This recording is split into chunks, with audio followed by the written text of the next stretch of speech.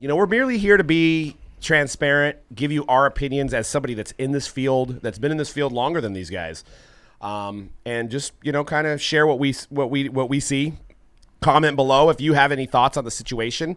To catch you guys up on the situation, the big scandal this week was Platinum Card Breaks was opening up a case of National Treasures football.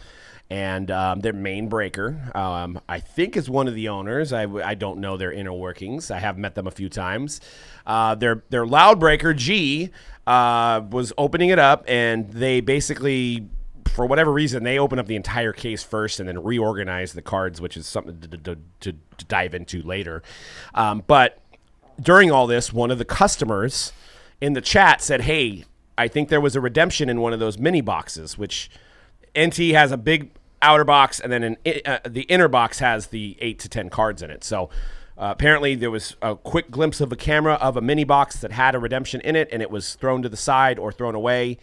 So immediately the breaker was notified and stopped what he was doing, grabbed a box that was off to the side, a mini box, and really shadily hid it from the camera. You guys, all you got to do is search Platinum Card Breaks scam on YouTube, and you'll find the video. Watch it for yourself. It's hard to explain. But the box was basically pulled off camera, and then he was yelling to his other breaker to go grab the other boxes out of the trash. The trash had just been taken out as well. So the trash comes back. He pulls out 4 boxes, including the one that he had in his hand the whole time that he didn't show. And then basically they find that it was a Justin Fields Game Gear auto patch, which some were trying to say it's worth $5,000. I think it's closer to $1,000. I think we embellished the fact that it's a $5,000 card. It's probably an $800 to $1,000 card. It's a redemption. So a lot of questions come up. Doesn't look good. There's not a lot of ways to justify the actions. Now, since then, G has made a video claiming, he's sorry. It was never intentional. It's just he puts the inner box to the side because of he saves them for book cards when they need to ship. And, but he also says he also doesn't care how it looks, and he only cares about his customers. And if you don't want to be a customer, then screw you, basically. And he went on a 20-minute rant, which is also on YouTube if you want to watch that. So, just want to kind of start a roundtable discussion here. We'll start with C-Rad on what his opinion of the video was. Because, breaking has become huge. And we are here to talk about it because us as breakers are getting lumped in. I mean, you see people on Twitter saying, well, that's why you shouldn't buy into breaks. And that's why you shouldn't buy into breaks, because this will happen. Well, it doesn't happen with trustworthy breakers. And I want to start with C-Rad. What's your opinion on the whole situation? Yeah, so I was sent this video, a couple of days ago. And from initial glance, I actually didn't know it was G, which I'm assuming, again, also that is their owner, their main breaker. I didn't know it was G because they do their videos kind of weird where they have a person that's on the camera that does the random, that is not like actually doing the break. So I was like, oh, that's when I first initially saw the video. I was sent it from one of our customers. I was like, oh damn. I was like, that breaker is gonna get fired, like, because that's what I assumed, right? He was just like saw the redemption and then hit it or whatever. I was like, that breaker is gonna get fired from them. I was like, okay, it shouldn't be too bad for Platinum, like just like get rid of that breaker. You know what I mean? But then I found out it was actually G, and I was like, oh my God, bro. With them being in the industry since, 2014, 2015, whenever it was, they started breaking. Like, I just always assumed like they should know better than to do that, something like that. It from all angles, it looked bad. And the irony was at the beginning of the break, he mentioned that he was late to start the break because he had his daughter scratching off redemptions and putting him in Panini. So that was very ironic as well. So I don't know if they have a program with their customers that they redeem the cards. I don't know. But it was very ironic to the situation. Yeah. Because we only probably scratch off redemptions once a year from cards that we've pulled for ourselves. And we don't offer that service to our customers. So it's like a roundup of maybe stuff that we've opened here and then we've scratch off and send it in. Or stuff like the preview boxes that we do. Right. Like this. Right. So, if that was the odds for us would have been once a year that we would have somebody scratch off the red. I mean, that's besides the point, but it's very ironic. Yeah. It's ironic that he was saying that. And then the guy that says, run, don't walk to get the garbage. If you watch the video, run, don't walk. Like, hurry up, like, because it's like, and G wasn't saying that. The other guy was saying that because it's like, oh, I don't know. It almost seems like it's weird. It's like, let me just go get the garbage. I'll just check, or let me just check this box to the side that I put to the side. But let's go. I think Dan has an opinion on it. Oh man, so I went back and forth. Like, he was initially like they wouldn't do this. So he's like they wouldn't do this. Well, I assumed the same thing. Well, no, I mean, I'll get to that part. And you didn't think because of the money. I'll get the amount of money generated that they I'll do. get to the redemption. I'll get to that part of it. But there's a lot of like hearsay about Platinum. Like, oh, they're shady, or they're great, or nobody rips as much product. Let me tell you my personal experience with Platinum. No hearsay. This is me and them in person. We're talking Chicago. And I hate to do this. Like, I chalked it up as like, hey, maybe they had a couple too many sodas. They were in the casino. Whatever. Let it go. Move on. But stuff like this comes out, and they have a laundry list of shady stuff that they've done in the past. So this is just making it so I don't give a crap anymore.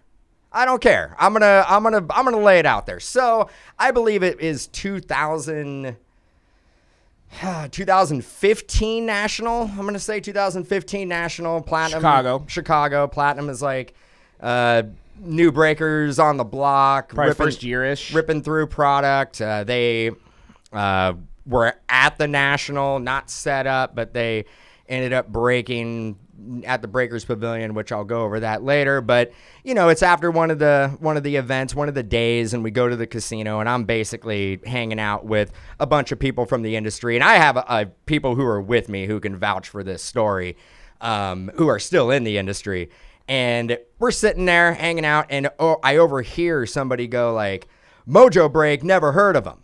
I don't know who Mojobreak is," and I'm like, okay, cool. I'm like, I look at it and I see who it is, so I'm just like, I don't even want to deal with that. Like, well, and to prelude the story, it was another breaker who we're friends with that basically said like, "Let me introduce you to Mojo." Exactly. Yes. And so they were off to the side, and he was like, "Never heard of Mojobreak." And then the other guy who is my buddy was like, "What do you mean you never heard of Mojobreak? They've been doing it since 2010, whatever." And G just kept on reiterating it like, I don't know who they are. I don't see where they break. I don't know where they are. And then my buddy was like, "Hey, come over here. Like, I'll introduce you guys." Now, I get along with everybody. If you know me from the industry, I get along with literally everybody. There is nobody in this industry minus probably two breakers that I have an issue with, one of them being Platinum card breaks. And this is why. I walk over there, and I basically tell them straight up, I'm like, they're screaming like, "I never heard of you." And I'm like, "Well, what can I help you with? Like, what's the issue?" I'm like, what can I do to just mellow out the situation a little bit? And G is like screaming at me like, and he's a very animated guy. You guys don't break on like Breakers TV. I don't know who you are. You don't break on Breakers TV. I never heard of you. And I'm like, cool. I'm like, I don't give a shit. I'm like, it doesn't matter. It doesn't matter if, like, you know who I am. I'm like, you do you. I'm like, I ain't tripping. His wife, I think it's Megs, is also screaming at me. Like, we don't know who you are. We don't know who you are. And I'm like, cool. I'm like, I will explain to you. We have a website. We break on, at that time, it was Ustream. So I'm like, that's why you don't find us, because like we're on a destination website where like you have to know where the URL is. We break there, Rich breaks there. I think at that point like Live Case Break broke there, and it's just a better platform for our customer base. Fine. And I thought that was pretty much the end of it. She's still screaming at me. And at one point he's screaming at me, and I'm like, okay, look, I'm going to take a step back. If you guys have any questions, I will answer them, but I can only handle one person screaming at me at a time. So I basically look at the G guy. I'm like, "Can you tell her to stop screaming at me?" And he's like, "You don't talk to my wife like that. You don't talk to my wife," in my face. And I'm like, okay, this is like out of control. Irving, my buddy Irving, you breaker, people have been around forever. He knows me. He basically gets me and goes like, okay, we're going to go out of this situation. So he basically separates me from that whole ordeal. So that goes down. I'm pretty upset. The next day we're at the Breakers Pavilion. They're right behind us being super loud, like obnoxiously loud. Everybody's just like kind of looking at him. To be fair, though, they did apologize. They apologized to you. Yeah, not to you. They apologized. Did you didn't have an interaction with them? Not a negative. No, they apologized to you. They should have come up and apologized to me, and they didn't. I don't give a shit if they apologize to you. Like, why would they apologize to you? I accepted the apology. Yeah, on my behalf. On my behalf. Thanks. Whatever. Like that was basically one of my issues with them personally, and it kind of tells you like what kind of people. And to stop you there, I just wanted to. Why do you think they reacted that way? Was it an ego situation? Yeah, I mean, whatever. I mean, they were. Because it wasn't an ego situation coming from you. I want to clarify that. It wasn't like you cared that they didn't know who you were. Yeah. I mean, I literally went over there because I thought, and you were pulled over there, and I had these conversations all the time. At the last national, I have breakers who start out, who come up, and they're like, "Can you basically tell me how to get product, or like different ideas of how we should break product, and like what do you like?" They kind of pick our brain, and I'm an open book. I always basically go, "Okay, like industry changes, but at this point in time, I may try this avenue if you haven't done it yet." I thought I was walking into a situation where they were going to ask questions like that. But they basically got in my face and were like it was an ego thing. Like, we're the number one breaker, and like, we don't even know who you are. So why are people basically walking around saying, what, you don't know Mojobreak? I'm like, dude, I don't care. Like, I don't care if you know who we are or don't know who we are, but I can tell you right now, 100%, I know you know who we are, or you wouldn't be acting this way. Fast forward a couple years, I'm just hovering around. I go outside. I think I'm like looking for you, and they're out there chilling, hanging out, and they basically tell you, "Oh, this is Doug. He's the guy from Mojobreak we like. Don't like the other guy." 2 years later. Yeah. 2 years later, so you're holding on to a grudge. What is it about me? What is it about you? What don't you like about me? What did I do? Is my face? It's your face. It's my face. I figured it's my face. You got a punchable face. I do. I got a punchable face. But so that was my second interaction with them. Now, should we go over the laundry list of issues they've done? Actually, that same VIP party, they're the only group breaker that got kicked out that I've ever seen get kicked out of a VIP party. The only one. Ask me how. Ask me how. Somebody ask me how. Cody asked me how did they do it? Okay, cool. So there's a VIP party. They have Michael Vick. Michael Vick is there, and everybody's taking pictures of Michael Vick. Meg's basically. I don't know if it was her. It was somebody from their group. From it. I heard it was her. I heard it was her. But they basically start talking to Michael Vick. About dogs. Yeah, I mean, Saw and that coming a mile away. Michael Vick gets mad, goes to Panini, and goes like, "Hey, like, what is going on here? You have people who are in this party, and they're coming after me. Like, this is like not cool." The head sales of Panini basically goes out there and kicks Platinum out of the VIP party.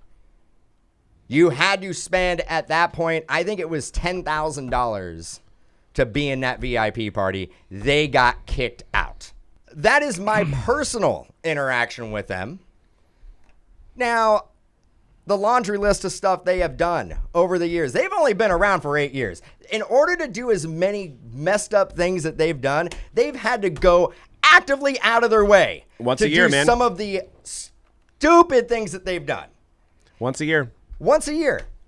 And I feel bad for Dave. I feel bad because I feel that he doesn't do anything wrong. He's kind of the industry like face of their company, deals with distributors, deals with, manufacturers, deals with everybody else. And I've met him a handful of times too.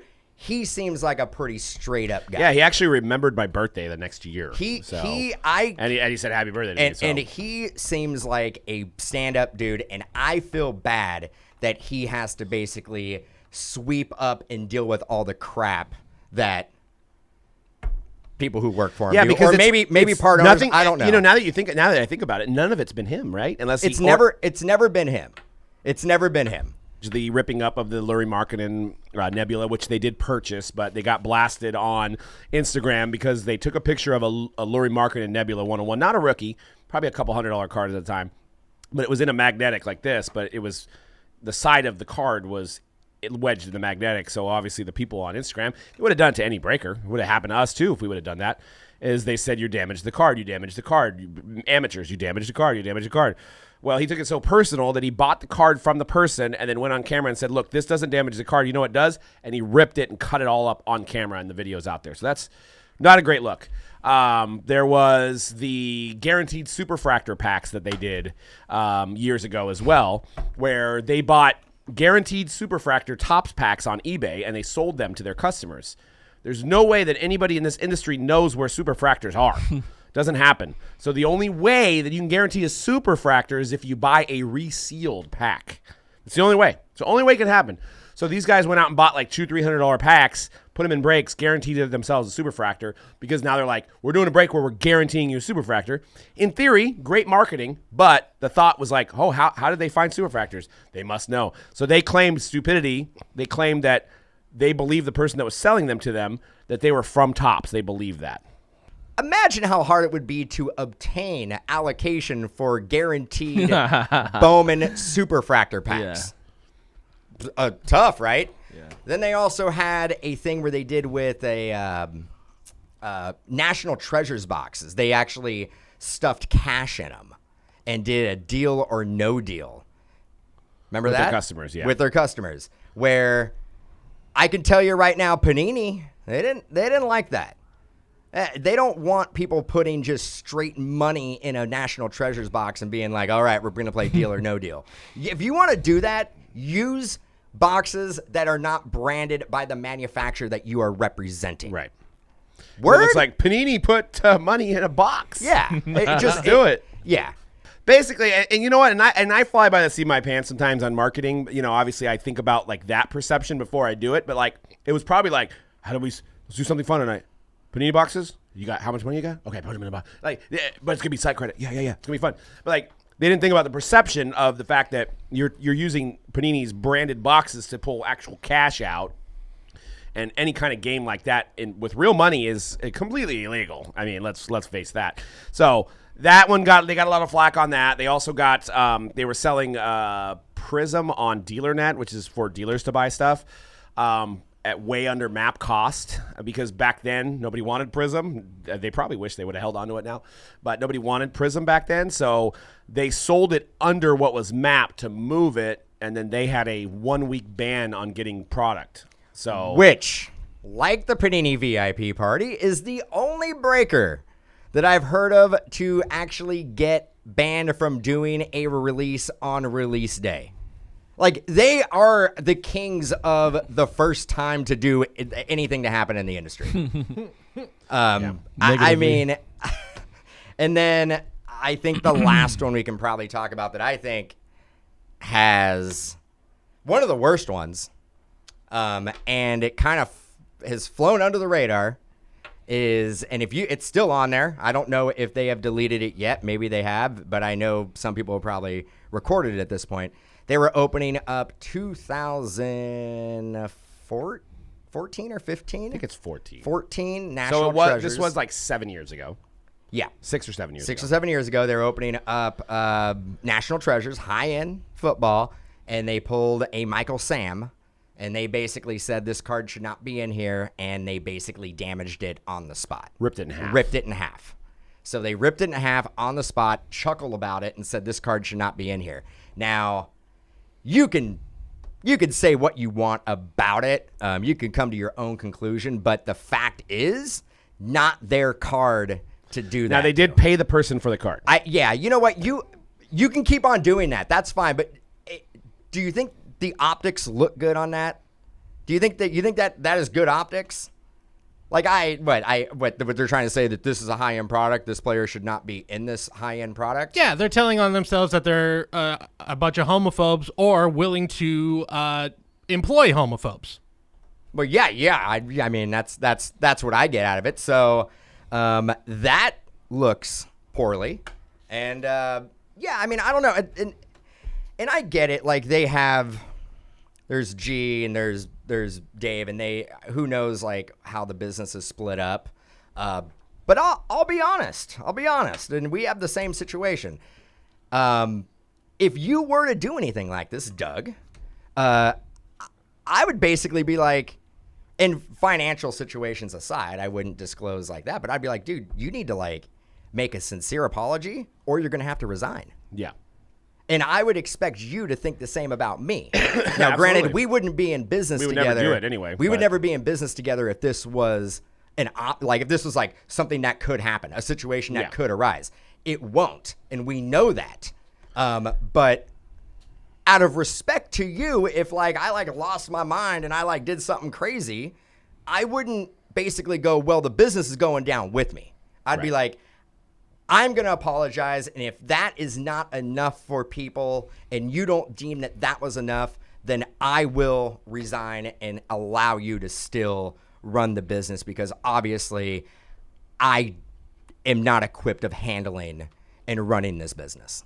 Right. And you know what? And they have a lot of followers. They obviously, and this isn't a jealousy thing.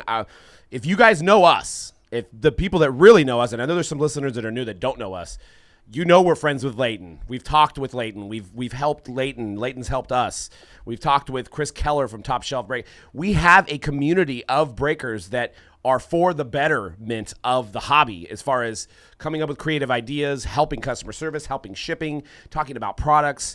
And you can name all the biggest breakers pretty much. And we've talked to them and we have conversations and we with them. hold each other accountable. We do. We 100%. hold like not only are we competitors, we absolutely we make each other better. We basically challenge each other to provide a better service for the overall community, but at the same time we also hold each other accountable. And these guys came in back in 2014 and they did very well and they've continued to do well and they do a lot of product and they are not friends with anybody. Everybody they've burned bridges with. They've burned bridges with distributors. They've burned bridges with manufacturers, as we just alluded to. They don't come to any of the summit events where we're talking about production runs and finding out about redemptions and doing stuff with the manufacturers to help improve the customer's experience. They haven't been around, so nobody can vouch. Nobody inside can vouch for them. So there's no breaker out there that can be like, hey, I got their back because they're nice and they care about the industry. Which I have, and in the 8 years that they've been around, have you ever had a competitor come up to you and say, I vouch for them. They run a good business. No, I haven't. I haven't had anybody say. I haven't had anybody call them a scant. Well, maybe I have, but this is huge. I've had, and we've all had the same thing. And I would never. I don't knock the hustle. For the first 4 or 5 years that they were around, I mean, nobody worked harder and hustled more than they did. And I give them credit for that, 100%. So I ain't sitting here doing 45 minutes of just knocking on them. Like, there's things that they do that I respect. Yeah. My whole point is you have people that are unwilling to work with their peers and unwilling to work with the manufacturer. And now this comes up, and that's why we're doing this show. I don't care if you break with them. Good. I hope you get your cards, and I'm sure you will. But it just has to be let out. We have to stand up for the community of breakers and say these are all the signs. And we haven't talked about it for 8 years because it's all right, they're doing their business. That's fine. But when it comes to taking a card from somebody or possibly taking a card from somebody, we have to let you guys know. Buyer beware. Yeah, I mean, I don't care if you go to Mojobreak.com. I don't care about that. I don't want you to just leave them and come to us. I don't care. I just don't want you to go to them if you don't trust their process. If you're looking for a breaker to break with and you're like, hey, there's something about Mojobreak I don't like, send me an email. I'm like, I'll tell me what you like, what type of breaks you like, and I will point you in the right direction. Yeah. Yeah, I mean, we want this hobby to continue to grow. And the only way we can grow it is with people that are trustworthy, that have passion about the business, and are transparent. Because it does create more of a black eye on our sector of the industry when we have, because indirectly at some point we are going to have to defend what Platinum did because we get lumped into it because we're all breakers. We've already seen emails come through. Yeah, I've already seen emails come through, kind of alluding to the fact that what they did, now every breaker must be shady. It's a hard business. Don't create more work for your competitors, please. One last thing, I don't want to keep piling on, but like just to show you how much they care about their peers that are doing breaks, another thing happened when we were actually at the Breaker Pavilion. I believe it might have been around the same year. No, it was the same year. It was the same year. It was actually, it might have been a day or two after my run-in. We all had to pay at least $4,000 for our booth at the pavilion. If we didn't do that, we had to buy a big package of product to be at the pavilion to break. These guys, Platinum Card Breaks, did not have a booth. All right, so we're all around the main stage breaking, selling, trying to recop, what we basically, paid in to do. And these guys show up with a box. They go to the stage while Ivan from Go GTS and Rob from Go GTS are doing something. Basically, they get up, they yell, and they say, "We got free boxes for all the kids," which is great. I love that. But they basically do it right in the middle of the pavilion that they did not pay for. So they start throwing out boxes, hoping that they're going to kids. And they're all like the base stuff that they had to buy, right? They had to buy the opening day or whatever. They're throwing that out, and they're throwing it to kids. I love the fact that the kids got it. But they basically went in where everybody paid, and they said, you know what? We're going to get just as much recognition as you guys without paying. And that, to me, that's just on where we all are eating. It's well documented. They make a lot of money. You could probably say that they're millionaires. I mean, I don't know their financials, but I would assume that they're millionaires. I would assume the guy that stole an $800 box is a millionaire. I would assume. Once again, don't know the financials. What do you say to the people who are saying, well, why would they steal an $800 card if they're a millionaire? Why would they risk an $800 card for an entire business that generates X amount of millions of dollars a year? I don't have the answer, Sway. I mean, I don't know. Other than the few conversations I've had with him, and he mentioned it in the video that he has done shady stuff in the past. Some people are kleptos, man. I don't know. Maybe some people just love the fact that they don't get caught and they want to steal, and that's fine. I don't know if that's the case here. I'm trying to justify that as well because there's no card. I don't even care. The triple logo man's not even worth it. There's no card in the world that would that any of us that are considered larger breakers, themselves included, that you would jeopardize what you have, your living, your child's future, your home, your mortgage, that you would jeopardize that. I mean, and more importantly, your integrity as a human being. The thing is with what we do, our number one valuable asset that we have in our company is our integrity. That's what we have. Like in the sector of business that we're in, integrity is the most valuable asset we have. So we would never do anything to jeopardize that. Honestly, I'm going to steal from, if anybody remembers Michael Hodges' original website, STL Cards, he's now part of Clubhouse. Honesty, integrity, and transparency was like the three mottos, and that pretty much sums it up. Well, I mean, yeah, okay. You added 2 extra words to mine. They're all in that same umbrella, right? So, yeah. I mean, what do you say, Cody, to somebody that's like, they're millionaires? Why would they steal an $800 card? That people will still find ways to cut around it. They'll still. I mean, this could. I don't want to throw any accusations that aren't based in anything, but is it going to be something where like we find out they've been doing stuff like this? If they've been doing it once, have they been doing it before? So. I don't know. It's a tough situation. They've clearly built. They're still going strong to some extent, but I think that this clearly seems like a tipping point for a lot of people, and obviously for us here today. I'll just say this, kind of to tie it into the other sort of a boiling point for a lot of people in the hobby with what happened with backyard breaks, which have been mired in controversy with the Trevor Lawrence, and we know about there was another video that came out about the way that they were shuffling their cards on whatnot, was they were withholding one of those cards so to make sure that the Patriot spine, like an NT break, was going to whoever they knew where it was going. Basically, they're young and they are doing incredible business, but you can still be doing, like you said, $1 million, making tons of money.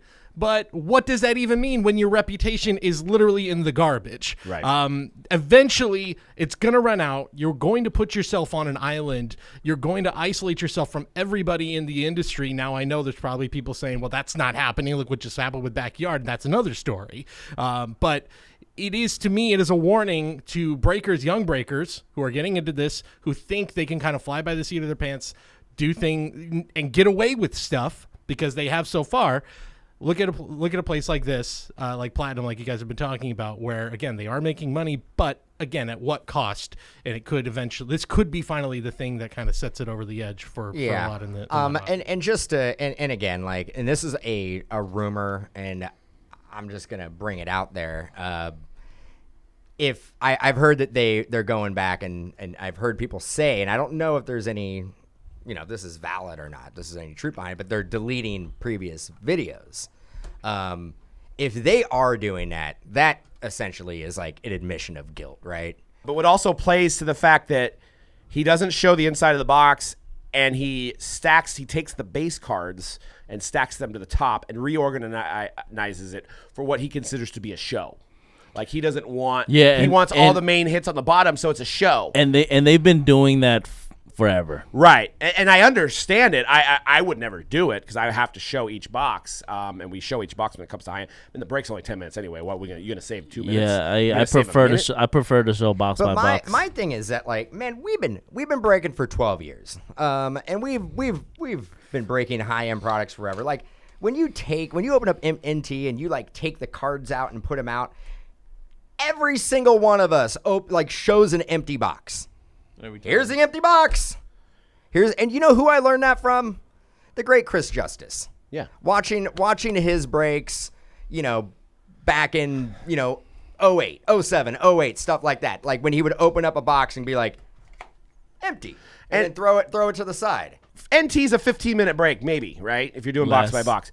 So you're going to save 2 minutes by stacking the cards up, but then he's also looking at them all. So I like the element of surprise. I don't want to know what's coming out, right? So he's actually taking the case, and that could add to the conspiracy theory as well, because now he knows where all the cards are. So he's actually taking all the main hits, putting them on the bottom, and taking the base cards and putting them up at the top. So he actually knows everything that's coming out already. He's just right. So why? I want to know. I want to be genuinely excited when I pull you that shield because I didn't see it coming.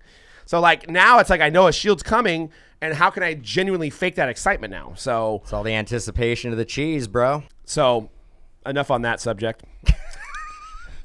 Comment below, though. I mean, I'm not telling you what to do. Hey, it's a good thing that I've been really, really working on my cardio, because if they ever do show up, I'm probably gonna have to run somewhere really fast. Yeah. So hey, cool. Like, it is what it is. If they show up, I'll be like, what's the dirty work? You're all right. It's fighting time. Can I be on their team? Yeah. No, I would never do that to you. And I would never do that. And I'm confident. They don't have anybody on staff that's gonna be able to catch me. So, and I'm not above running. Fastest man in the breaking dude. community. Actually, you can make an argument. I may not be the youngest. I may be the fastest group breaker in the industry. Not opening, but running. Running. Yes. Yeah. No. You're right. No. Yeah. I'm probably the slowest opening.